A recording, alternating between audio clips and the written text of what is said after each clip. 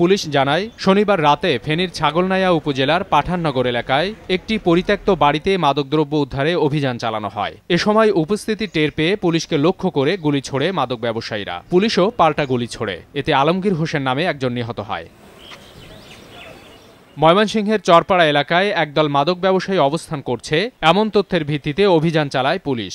এ সময় উপস্থিতি টের পেয়ে পুলিশকে লক্ষ্য করে গুলি ছোড়ে তারা। পুলিশও পাল্টা গুলি ছুড়লে বিপ্লব নামে একজনের মৃত্যু হয়। ঘটনাস্থল তল্লাশি করে 200 গ্রাম হিরোইন, 200 পিস ইয়াবা, 2টি চাকু উদ্ধার করি। আমাদের পুলিশের 2 কনস্টেবল এই ঘটনায় আহত হয়ে তারা পুলিশ লাইন হসপিটালে চিকিৎসাধীন আছে। বরিশালের শায়েস্তাবাদ এলাকায় একদল দুর্বৃত্ত ডাকাতির প্রস্তুতি নিচ্ছে এমন খবরে অভিযান চালায় গোয়েন্দা পুলিশ। এ সময় পুলিশের সঙ্গে বন্দুকযুদ্ধে একজন নিহত হয়। একটি পাইপগান, একটি চাপাতি, একটি বড় রামদা আর 8 রাউন্ড কার্তুজ, খালি কার্তুজ উদ্ধার হয়েছে। এছাড়া যশোর ও দিনাজপুরে আলাদা ঘটনায় গুলিতে আরও 2 জন নিহত হয়েছে। পুলিশের দাবি, বন্দুকযুদ্ধ এবং নিহতরা চিহ্নিত মাদক ব্যবসায়ী। সাবিত সারওয়ার, সময় সংবাদ।